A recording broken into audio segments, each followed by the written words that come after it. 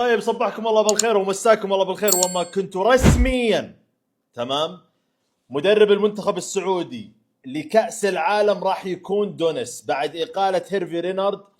تم تعيين دونيس مدرب الخليج مدربا للمنتخب السعودي. طبعا كلام كثير حول هل الخطوة هذه صحيحة، هل هي مي صحيحة، وش التعاقد أصلا في الأساس، هل أن دونيس بس يقود المنتخب في كأس العالم وبعدين بعدها بيتم مراجعة الأمور ونشوف هل نمدد معك ولا لا، يعني هل هي لمدة إلى انتهاء كأس العالم، هل هي مدة ما حد يدري لحد الحين لأنه ما طلع البيان الرسمي وما طلع كم مدة التعاقد. بس أنا أتوقع شخصيا هي إلى كأس العالم وبعدين بعدها يعني راح يتم دراسة الوضع ويشوفون على المستويات اللي راح يقدمها في كأس العالم. مع أنه يعني وش أنت تبي تقدم في كأس العالم أصلا خلال المدة البسيطة هذه من التجهيز؟ ما أتوقع يعني أبدا أن جيسوس ممكن أنه يطلع لك بمفاجأة مرة كبيرة كذا. إلا أنا دائما أقولها في كأس العالم روح اللعيبة خاصة عند المنتخبات اللي مثلا ما هي مصنفة تصنيف أول 10 وما هي مصنفة أنها هي تأخذ البطولة وعندها لعيبة تلعب في أوروبا وإلى آخره. البطولة يعني كأس العالم إذا ما لعبت بروح اللعيبة تمام ما راح تشوف أي شيء. وهذا الشيء شفناه في كأس العالم اللي راح في قطر لما المنتخب السعودي صدق دخلوا لعبوا بروح، مو سالفة التكتيك، سالفة الروح وسالفة التحميس وإنه مدرب حماسي وإلى آخره. أنت قدرت إنك تفوز مباراة الأرجنتين وكنت قريب جدا إنك كنت تفوز مباراة بولندا وتضمن التأهل وممكن حتى تتأهل أول على المجموعة. فما أدري في كلام كثير صراحة حول الموضوع هذا. أنا متأكد دقيقتين 3 4 5 ما تكفي إن نتكلم عن هو ليش حطوه في هذا الوقت وهل هو بس لفترة معينة وهل راح يجيبوا مدرب بعده، ليش ما يصير التفكير في كأس آسيا اللي بيصير عندنا في 2027. كلام كثير ولكن حبيت أقول لك دونيس حاليا هو المدرب للمنتخب السعودي. وإلى اللقاء لهيرفي رينارد اللي صراحة كنا يعني متأملين منه الشيء الكثير وخذلنا جدا وصار كأنه جاي بس كذا يتمشى وفي رحلة لا أقل ولا أكثر. اكتبوا لي رأيكم تحت في الكومنتس وانتظروا تفصيل أكثر حول الموضوع هذا بإذن الله في الأيام القادمة. يا عيال تصدقوا لين ذحين ماني عارف ايش سبب إقالة مارفيك. أكثر مدرب شفت معاه المنتخب بتكتيك عالي بتنظيم جميل بمتعة في أرضية الملعب. بصراحة كان مدرب هولندي على مستوى عالي جدا وعميق في عالم التدريب. أهلنا كأس العالم بتصفيات عظيمة جدا بمستوى رائع وجبار وكنا صراحة مفتونين بالمنتخب في ذيك التصفيات. فجأة يقال ويعين مدرب أنا إلى الآن ماني عارف اسمه ونروح بيه كأس العالم. إيش سبب إقالته أنا ما أدري، لأنه فعلا بالنسبة لي مارفيك كان هو المدرب الوحيد تقريبا في القرن الأخير في المنتخب اللي يقال عنه مدرب مشروع كان فعلا، وكنا قادرين على بناية منتخب عظيم لسنين قادمة مع هذا المدرب بعد توفيق الله عز وجل. فماني عارف ليش أقالوا. كان مدرب متمكن على جميع الأصعدة. أنا أبغى أتذكر ذحين ليش انقال، ما أدري ليش انقال، ما كان في سبب مقنع. لا وبعدين تأهلنا كأس العالم يعني خلاص قبل لا نخش البطولة يقال. فعلا مارفيك هو أكبر خسارة خسرها المنتخب في السنين الأخيرة. هذا اليوناني أكثر مدرب كان رافع ضغطي. الأهلي في ذيك الفترة كان مسوينا كوشة، يشوفنا الظهر يسلخنا كفين، المغرب كفين، العشاء كفين، يصبحك الصبحيات كفين. في كأس الملك مردغنا، في الدوري مردغنا، في السوبر لا السوبر والله بمرجلة نواف العابد ونصر الشمراني، معليش قصدي كأس ولي العهد. كان مدرب دفاعي بحت ما يعرف ايش يعني كلمة هجوم، انه مثلا زاق يلعب 3-5-2 لا هذا يلعب لك 5-3-2. كان سعود كرير يلعب في نص الدفاع، على يمينه ذيقا وعلى يساره كواك. في مباراة الهلال والاهلي في نصف نهائي كأس الملك قبل ما الاهلي يروح الى النهائي ويقابل النصر اكل كارت احمر هو سعود كريري. فكيف يقول انه ما كنت اكل كروت مع الهلال؟ انا بحسن الظن وممكن هو قصده انا في نادي كبير وممكن احتاج عادي وما اكل كارت احمر، بس انا مع الخليج لا في علامة تساندني ولا في جمهور يساندني، فممكن هذا قصده. لا نخش في النية. رسميا المدرب دونيس مدربا للمنتخب صراحة خيار جيد، ولكن كنت أتمنى أشوف إنزاغي مدربا للمنتخب بحكم اللي شفناه وتجربته مع الهلال في كأس العالم. إنزاغي في البطولات ذي ممكن يصنع لك فريق قوي جدا جدا، ولكن أشوف دونيس خيار منطقي وجيد نوعا ما. تحياتي للجميع. وأخيرا انطوت صفحة المدرب الفرنسي هيرفي رينار من تدريب منتخبنا السعودي لكرة القدم إلى الأبد. هناك بعض التفاوت في الآراء من اختيار المدرب اليوناني دونيس مدرب نادي الخليج وإسناد مهمة تدريبه إلى المنتخب في نهائيات كأس العالم. بعض الاختلافات في الآراء من قبل الجمهور السعودي، فهناك من يؤيد هذا القرار باعتبار أن المدرب يملك خبرة سابقة في تدريب بعض الأندية كالهلال في عام 2017 ونادي الوحدة في عام 2021 ونادي الفتح في عام 2022 وأخيرا نادي الخليج. هذه الخبرة المتراكمة لدى المدرب يعزز من تفاؤل الجمهور السعودي بأنه سوف ينجح في مهمته التدريبية خلال الفترة السابقة، باعتبار أنه يعرف إمكانيات اللاعب السعودي وكيفية تفكير اللاعب السعودي داخل الملعب. ولكن هناك آراء أخرى تتعارض مع هذا القرار باعتبار أن الفترة قصيرة وأن احتمالية عدم نجاح هذا المدرب قد تؤدي به إلى الفشل، خاصة أن لم يتبقى على استضافة كأس العالم سوى أقل من 60 يوما، وهذه الفترة فترة قصيرة لتوليفة منتخب أو فريق قادر على تقديم مستوى. وليس المطلوب أنه تقديم أو الحصول على منجز، أهم شيء أنه يكون تقديم مستوى أفضل. ما يميز المدرب دونيس أنه يمزج بين اللعيبة أصحاب الخبرة مع الشباب، وهذا ما يحتاجه منتخبنا السعودي خلال الفترة الجاية وهي فترة التحضير لكأس العالم. ما هو المطلوب حاليا؟ المطلوب عدم الاستعجال على هذا المدرب حتى في ظل النتائج السيئة التي سوف يحققها، ومن المتوقع أن يكون نتائج سيئة في كأس العالم. الأهم أن نحن نتطلع إلى ما بعد كأس العالم، فهناك استحقاقات كثيرة في انتظار المنتخب السعودي، وهي بطولة الخليج التي لم يتبقى منها إلا أقل من 8 أشهر، كذلك بطولة كأس ستقام في جدة، كذلك بطولة كأس آسيا 2027 في يناير القادم، وهو ما نطمح إليه كجمهور رياضي أن يحقق المنتخب السعودي هذه البطولتين ليعود منتخبنا لمنصات التتويج. ولكن الأهم الإبقاء على هذا المدرب. بالتوفيق لمنتخبنا السعودي وتحياتي. رسميا تخلصنا من الخنزير. اي نعم، رينارد ستتم اقالته بالكثير بكره او بعده. بنسبه كبيره من 80 الى 90% ان مدربنا في المونديال راح يكون دونيس. صراحه انا قرار استغربتها مره. صحيح ان دونيس درب الوحده ودرب الفتح ودرب الهلال والخليج، ما بقى نادي في دورينا ما دربه، لكن المهم ان تخلصنا من رينارد.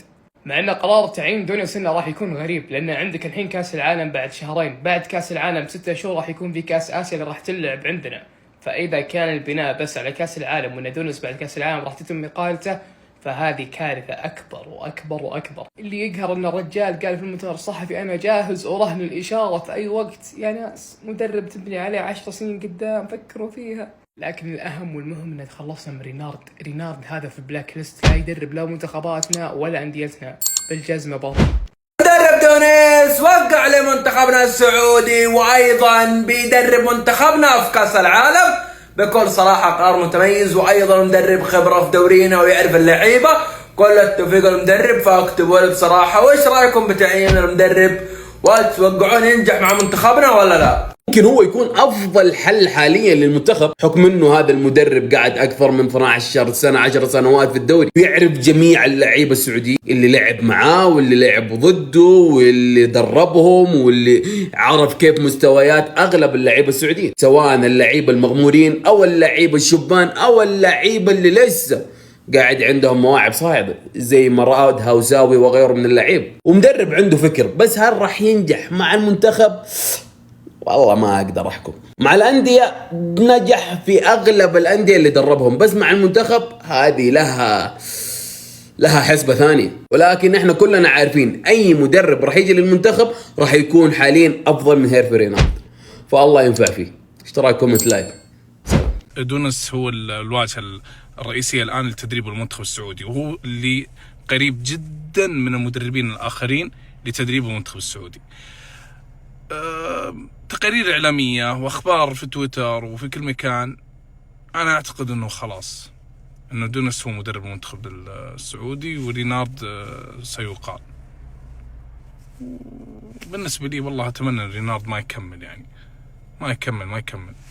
أنا كانت عندي فكرة إنه سعد الشهري يمسك المنتخب السعودي ويكون مساعد مين؟ خالد عطوي، ويكون منتخبنا كفاءة وطنية من المدرب لين المهاجم. فهذه كانت فكرتي والله، بس ما تعرفون يعني خالد عطوي هل بيرضى إنه يكون مساعد وأنا كمدرب أصير مساعد المدرب؟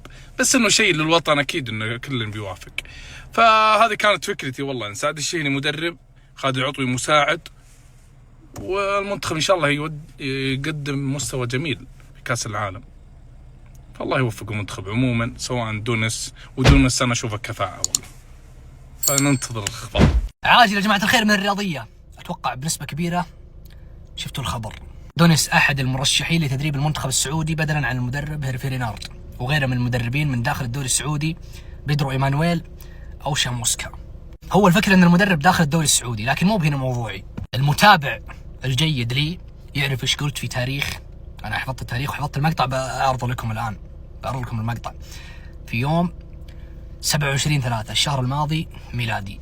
إحنا الآن كم دخلنا 11/4 ميلادي اللي هو 11 أبريل. عموما الأخبار قاعدة تتداول اليوم من الرياضية وأكثر من مصدر، وسطام أحد الأشخاص اللي أنا أتابع تغريداتهم شخصيا، والله حب كبير سطام. عموما ذكر سطام قبل يومين أن المنتخب السعودي يبي دونس أو بيعين دونس، وصدق في الخبر والله. واليوم طلعت أخبار من الرياضية وأكثر من مصدر أن دونس أحد المرشحين لتدريب المنتخب بدلا عن هيرفي رينارد. سطام حبيب قلبي تبي تحدي؟ شوف المقطع. أنا أول من، إذا أنت تقول أنت أول من جاب الخبر حق دونس، أنا أول من اقترح الفكرة هذه، أنه يجي يدرب المنتخب مدرب من داخل الدوري السعودي. إيه ريح سطام، حب كبير سطام القلب، حب كبير والله. ترى متابع أنا يا إخوان شخصيا وأحب تغريداته والله. عموما شوفوا المقطع. والله هذا الموضوع هذا فكرت فيه، يعني هو صعب الحين. شوفوا التاريخ 77 يوم كأس العالم، شوفوا التاريخ 27/3 وجديد على الكرة السعودية بشكل عام، ما يعرف اللاعبين السعوديين. فجت فكرة في راسي، بما أنه باقي 77 يوم على كأس العالم خلاص ما عاد باقي شيء. المباراة الجاية ضد صربيا، بنلعب الظاهر ضد تشيلي، وما أدري إذا بنلعب مباريات ثانية. مدرب من داخل الدوري السعودي يكون أجنبي، بيدرو إيمانويل ولا أي مدرب داخل الدوري السعودي. دونس مدرب الخليج، قسما بالله فكرة. أنتم إيش رأيكم؟ تتفقون معي ولا ما تتفقون؟ هذا رأيي أنا. سمعتوا المقطع وشفتوا التاريخ، اللهم لك الحمد. أحد أمنياتي اقتربت من أنها تتحقق. بيجونك ناس بيقولون أوه الله أكبر عادي الأمنية، الله أكبر عادي دونس، الله أكبر مدري إيش. هو يا إخوان الفكرة إنه ما عاد باقي شيء على كأس العالم، خلاص 70 يوم اللي هو قربنا مرة والله. مدرب من داخل الدوري السعودي هو عارف لعيبتك، هو عارف اللاعب السعودي ايش يبي بالضبط. باقي على كأس العالم زي ما قلنا 71 يوم اللي هو يمديه يجهز، زايد انه يعرف اللاعب السعودي. وانا اثق بالله سبحانه وتعالى، واثق بالمدرب اللي بيكون داخل الدوري السعودي، يا دونس يا بيدرو إيمانويل، وهو الكلام الاقرب يقولون دونس. فدونس انا اثق فيه. دونس له خبرات سابقه في الدوري السعودي، درب الهلال، حاليا قاعد يدرب الخليج، له سنوات في الدوري السعودي. عموما اثق، والله اثق بالمدرب هذا اذا جاء للمنتخب، والله اثق. ولا اشوف هيرفي رينارد، والله خلاص طفع الكيل من هيرفي رينارد، ومن ما راح اقول اسلوبه لانه ما في اسلوب اصلا، فنيا ما في اسلوب والله. فاتمنى وضحت الفكره. حب كبير لكم، السلام عليكم. اعطونا رايكم عاد انتم، انا ترى مو باني اقول رايي وهو الصح ولا لا، بشوف ارائكم.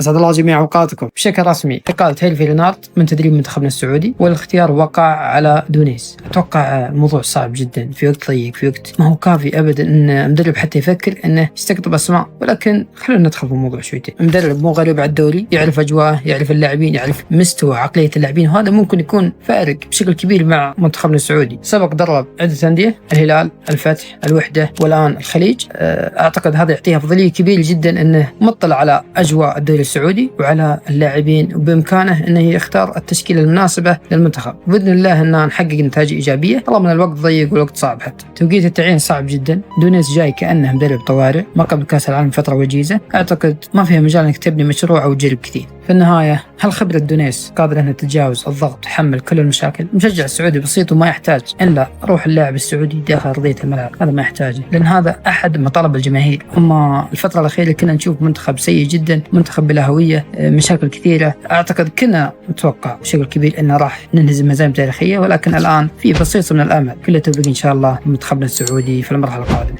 لا لا لا لا يا جماعة الخير، يقول لك دونيس مدرب للمنتخب السعودي في كأس العالم 2026. شكلها صارت يا جماعة الخير، شكلها صارت لأنهم هم خيروا بين 3 مدربين. عرفتوا؟ مدرب الفيحة، مدرب الخليج، ولا شاموسكا. الشكل الأقرب دونيس. توقعت تصير بوم بوم بوم يا اخوان. تمت اللهم لك الحمد. يقول لك دونيس يوقع عقد رسمي مع منتخب السعودي يا حبيبي. دونيس مدربا للمنتخب السعودي، اللهم لك الحمد. احمد الله يا حبايب انه جانا واحد بيمسك المنتخب السعودي، واحد صاحي، واحد عنده عقل، واحد يختار لعيبه كويسين، ما ياخذ لي اي كلام. بشكل رسمي يا حبيبي دونيس يوقع عقد رسمي مع المنتخب السعودي. متحمس شوفه والله العظيم، متحمس اشوف تكتيكاته ولعبه مع المنتخب السعودي. باذن الله تعالى يا اخوان بيفاجئ الجميع باذن الله تعالى، بيكون داهيه. هذا هو يا اخوان اللي بيكون معنا في كاس العالم باذن الله تعالى، بيبيض الوجه باذن الله ما تنام عينه. والتعليقات لكم يا حبايب، ابغى التعليقات كلها علم السعوديه، ابغى التعليقات كلها يا حبايب علم السعوديه. التعليقات لكم يا حبايب، اللايك الفولو على الماشي، نبغى نخش 50,000 باذن الله تعالى. والتعليقات لكم يا حبايب، ابغى التعليقات كلها على السعوديه. الله يعزكم. شوفون هذا المدرب دونيس مدرب الخليج الان، وكان قبل كم سنه مدرب الهلال. طلع بتصريح بعد نهايه المباراه، الحكم اعطاه كرت احمر، فطلع بهذا التصريح يقول: عندما اكون مدربا للخليج من السهل على الحكام اشهار البطاقه الحمراء ضدي، ولكن عندما كنت مدربا للهلال لا يحدث ذلك، أو من المستحيل أن يحدث ذلك. تصريح قوي يعني له أبعاد كثيرة. تتوقعون يتم التحقيق معه على هذا الكلام؟ أنا أشوف أنه ما صدق. إنزاغي قبل يومين ما أخذ كرت أصفر، لعيبة الهلال انطردوا بالأحمر، لعيبة الهلال أخذوا كروت صفر. فهل تتوقعون تصريحه لأنه عاش في بيئة هلال وعاش في بيئة الخليج الآن، وعاصر الحكام في الهلال والخليج، فطلع بهذا التصريح، تتوقعون يحاسب على هذا التصريح؟